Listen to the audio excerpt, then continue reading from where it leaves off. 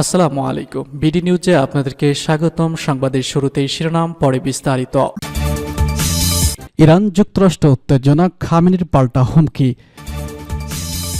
এদিকে ফিলিস্তিন রাষ্ট্র প্রতিষ্ঠার জন্য যথেষ্ট জায়গা সৌদি আরবে আছে বলছে নেতানিয়াহু। গাজায় ইসরায়েলের নির্মিত বালির ডিবি থেকে ৬৬ ফিলিস্তিনের মরদেহ উদ্ধার। এদিকে ট্রাম্পের গাজা দখলের পায়তারায় কি বলছে ইসরায়েল। সর্বশেষ জানিয়ে দেব, সন্ধান মিলল যুক্তরাষ্ট্র হারানো বিমানের সব আরোহীর মৃত্যুর আশঙ্কা। শুনছিলেন সংবাদ শিরোনাম, এখন বিস্তারিত। তার আগে অনুরোধ থাকবে, ভিডিওতে একটি লাইক দিন এবং কমেন্টস করে জানিয়ে দিন কোন জেলা থেকে বা কোথা থেকে আমাদের সঙ্গে যুক্ত রয়েছেন। ইরান যুক্তরাষ্ট্র উত্তেজনা, খামেনির পাল্টা হুমকি। ইরানের সর্বোচ্চ নেতা আয়াতুল্লাহ আল খামেনি যুক্তরাষ্ট্রকে হুঁশিয়ারি দিয়ে বলেছেন, যদি যুক্তরাষ্ট্র ইরানের নিরাপত্তা লঙ্ঘন করে তাহলে ইরানও পাল্টা জবাব দেবে। তিনি বলেছেন, যুক্তরাষ্ট্র আমাদের হুমকি দেয়, আমরাও তাদের হুমকি দিব। যদি তারা আমাদের নিরাপত্তা লঙ্ঘন করে তাহলে আমরা তাদের নিরাপত্তা লঙ্ঘন করব। খামেনি আরও বলেছেন, যুক্তরাষ্ট্রের সঙ্গে অতীতে আলোচনায় অভিজ্ঞতা থেকেই বোঝা যায় যে যুক্তরাষ্ট্র বিমান বা বিচক্ষণ না, তারা দ্বিপক্ষিক চুক্তি মেনে চলে না। এই মন্তব্যের পিছনে যুক্তরাষ্ট্রের প্রেসিডেন্ট ডোনাল্ড ট্রাম্পের একটি ঘোষণাও রয়েছে। ট্রাম্প বলেছেন, তিনি ইরানের সঙ্গে একটি পারমাণবিক চুক্তি করতে চান। এ কথায় প্রতিক্রিয়ায় খামেনি এই হুঁশিয়ারি দেন। ২০১৫ সালে যুক্তরাষ্ট্রের সঙ্গে ইরান একটি পারমাণবিক চুক্তি স্বাক্ষর করেছিল, কিন্তু ২০১৮ সালে ট্রাম্প সেই চুক্তি থেকে যুক্তরাষ্ট্রকে সরিয়ে নিয়ে ইরানের উপর কঠোর নিষেধাজ্ঞা আরোপ করেন। দ্বিতীয় মেয়াদে ক্ষমতায় আসার পর ট্রাম্প ইরানের তেল বিনিয়োগের উপর আরও কড়া নিষেধাজ্ঞা আরোপ করেছেন। এদিকে যুক্তরাষ্ট্রের নতুন নিষেধাজ্ঞাকে অবৈধ ও অন্যায্য হিসেবে উল্লেখ করেছেন ইরান। ফিলিস্তিনি রাষ্ট্র প্রতিষ্ঠার জন্য যথেষ্ট জায়গা সৌদি আরবে আছে বলছে নেতানিয়াহু। ইহুদিবাদী ইসরায়েলের প্রধানমন্ত্রী বেনিয়ামিন নেতানিয়াহু সৌদি আরবের ভূখণ্ড ফিলিস্তিনি রাষ্ট্র প্রতিষ্ঠার একটি তত্ত্ব দাঁড় করিয়েছেন। তিনি বলেছেন, ফিলিস্তিনি রাষ্ট্র প্রতিষ্ঠা করতে দেওয়ার মতো যথেষ্ট জায়গা সৌদি আরবে আছে। গতকাল ইরানি চ্যানেল ফরদিনকে দেওয়া এক সাক্ষাৎকারে নেতানিয়াহু হুঁশিয়ারি উচ্চারণ করে বলেন, সৌদি কর্তৃপক্ষ সৌদি আরবে একটি ফিলিস্তিনি রাষ্ট্র প্রতিষ্ঠা করতে পারে, সেখানে তাদের অনেক ভূমি আছে। ইসরায়েলের সঙ্গে সম্পর্ক স্বাভাবিক করার ক্ষেত্রে স্বাধীন ফিলিস্তিন রাষ্ট্র প্রতিষ্ঠার শর্ত দিয়েছে সৌদি আরব। সম্প্রতি রিয়াদ বলেছে, ফিলিস্তিন তাদের ভূখণ্ড থেকে সরানোর যে কোনো প্রচেষ্টার বিরোধিতা করবে তারা। সৌদি আরবের অবস্থান প্রসঙ্গে জানতে চাওয়া হলে নেতানিয়াহু বলেছেন, ইসরায়েল সম্পর্কে ইসরায়েল রাষ্ট্রকে বিপন্ন করবে এমন কোনো চুক্তি তিনি মানবেন না, বিশেষ করে ফিলিস্তিনি রাষ্ট্র তো নয়। ৭ অক্টোবরের পরেও আপনি কি জানতে চান সেটা কি? এটি ফিলিস্তিনি রাষ্ট্র ছিল, এটিকে গাজা বলা হতো।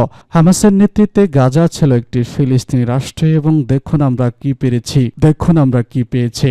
হলোকস্টের পর থেকে বড় গণহত্যা। সম্প্রতি যুক্তরাষ্ট্রের সফরকালে মার্কিন প্রেসিডেন্ট ডোনাল্ড ট্রাম্পের সঙ্গে একটি যৌথ সংবাদ সম্মেলনে নেতানিয়াহু বলেন, এই সংবাদ সম্মেলনে ট্রাম্প গাজা উপত্যকার নিয়ন্ত্রণ নিতে তার পরিকল্পনা ঘোষণা করেন। সংবাদ সম্মেলনে নেতানিয়াহু বলেন, আমি মনে করি ইসরায়েল এবং সৌদি আরবের মধ্যে শান্তি প্রতিষ্ঠার বিষয়টি কেবল সম্ভাবনাই নয়, আমি মনে করি এটি ঘটতে চলেছে। তবে এই সংবাদ সম্মেলনের পরে সৌদির পররাষ্ট্র মন্ত্রণালয় জানিয়েছে, তারা স্বাধীন ফিলিস্তিনি রাষ্ট্র প্রতিষ্ঠা ছাড়া ইসরায়েলের সঙ্গে সম্পর্ক নিয়ে আলোচনা করবে না। পররাষ্ট্র মন্ত্রণালয় নিশ্চিত করেছে যে ফিলিস্তিনি রাষ্ট্র প্রতিষ্ঠার বিষয়ে সৌদি আরবের অবস্থান দৃঢ় এবং আপোষহীন থাকবে। গাজা ইসরায়েলের নির্মিত বালির ডাবি থেকে ৪৬ ফিলিস্তিনির মরদেহ উদ্ধার। অবরুদ্ধ গাজা উপত্যকায় বালির ডাবি থেকে ৪৬ ফিলিস্তিনির মরদেহ উদ্ধার করা হয়েছে। উত্তর গাজায় এই বালির ডিবিটি দখলদার ইসরায়েলি সেনাবাহিনী তৈরি করেছিল। গাজায় সিভিল ডিফেন্সের মুখপাত্র জানিয়েছেন, ইসরায়েলি বুলডোজার অভিযানের ফলে গাজার শহর এবং শহরের বেশ কিছু এলাকায় দখলদার সেনাবাহিনী কর্তৃক দুর্গ নির্মাণের জন্য ব্যবহৃত বালির ডিবির নিচে ফিলিস্তিনের কবর দেওয়া হয়েছে। তিনি বলেছেন, উত্তর গাজার শহর জাবালিয়ায় ৩৭টি মৃতদেহ পাওয়া গেছে। ভূমধ্য সাগরের তীরে গাজা শহরের সাবি শরণার্থী শিবিরে আরও ২৯টি মৃতদেহ পাওয়া গেছে। মাহমুদ জাবাল জানান, অনেক কবর এখনও আবিষ্কার করা হয়নি, কারণ ইসরায়েলি স্থল অভিযানের সময় ফিলিস্তিনের রাস্তা চত্বর এবং পাবলিক পার্কে তাদের মৃতদেহ কবর দিতে বাধ্য করা হয়েছিল। তিনি বলেছেন, সমিহিত সম্পদ থাকার সত্ত্বেও বেসামরিক প্রতিরক্ষা দল এবং চিকিৎসা কর্মীদের ধ্বংসস্তূপ এবং বালির ডাবির নিচে থেকে মরদেহ উদ্ধারের জন্য অক্লান্ত পরিশ্রম করছেন। গাজার এই বেসামরিক প্রতিরক্ষা কর্মকর্তা জানান, ঝড়ো আবহাওয়ার কারণে গাজা জুড়ে বাস্তুচ্যুত বেসামরিক নাগরিকদের কয়েক ডজন তাঁবু উড়ে গেছে। এছাড়া বৃষ্টির পানিতে আরও অনেক তাঁবু ডুবে গেছে। শুধুমাত্র গাজা এবং উত্তর জাবার ঘরবাড়ি এবং ধ্বংস হয়ে গেছে, তাদের থাকার জন্য গাজায় জরুরিভাবে 1,20,000 তাঁবুর প্রয়োজন। গাজার সরকারি মিডিয়া অফিসের তথ্য অনুযায়ী 2023 সালের অক্টোবরের শুরু থেকে শুরু হওয়া গণহত্যার যুদ্ধে ইসরায়েলি সেনাবাহিনীর প্রায় 88% অবকাঠামো ধ্বংস করেছে, যার মধ্যে রয়েছে ঘরবাড়ি, গুরুত্বপূর্ণ সুযোগ সুবিধা এবং জনসেবা। এই যুদ্ধে কমপক্ষে 47,583 জন ফিলিস্তিনি শহীদ হয়েছেন, যাদের বেশিরভাগই নারী ও শিশু। আহত হয়েছে কমপক্ষে 1,11,633 জন। ট্রাম্পের গাজা দখলের পায়তারায় কি বলছে ইসরায়েল?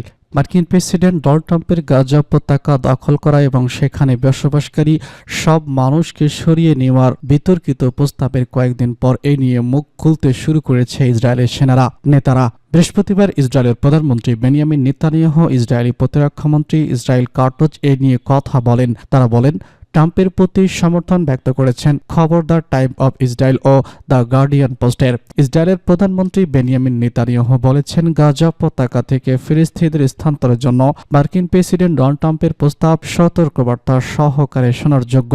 অপরদিকে ইসরায়েলি প্রধানমন্ত্রী ইসমাইল কাটজ বলেছেন, তিনি গাজার বাসিন্দাদের উপত্যকা থেকে স্বেচ্ছায় গৃহস্থানের অনুমতি দেওয়ার একটি পরিকল্পনা তৈরি করার জন্য সেনাবাহিনীকে নির্দেশ দিয়েছেন।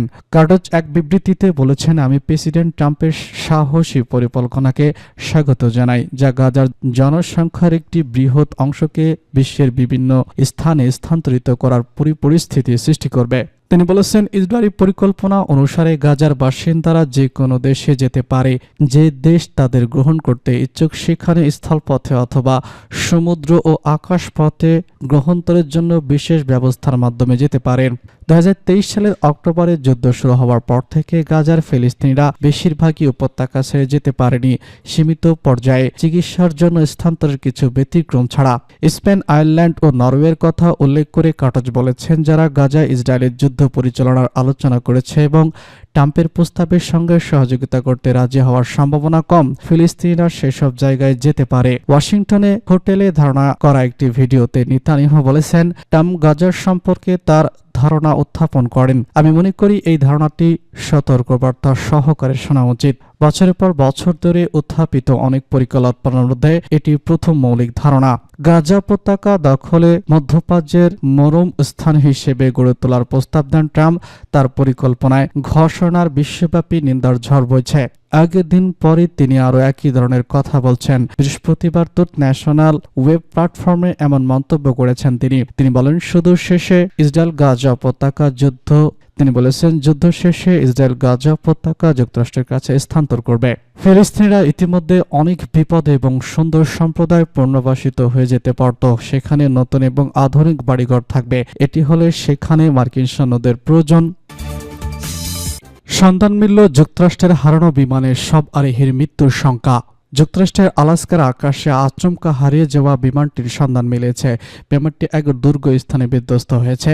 এতে থাকা 10 আরোহীর সবার মৃত্যু হয়েছে বলে আশঙ্কা করা হচ্ছে। স্টকগার্ড দুর্ঘটনাস্থল উদ্ধারের অভিযান চালাচ্ছে। এ পর্যন্ত 3 জনের লাশ উদ্ধার করা হয়েছে। শুক্রবার আলাস্কায় মার্কিন কোস্টগার্ড ছোট বিমানটির ধ্বংসাবশেষ খুঁজে পায়। এর আগে বৃহস্পতিবার হঠাৎ মাঝাকাশে 10 আরোহী নিয়ে নিখোঁজ হয় বিমানটি।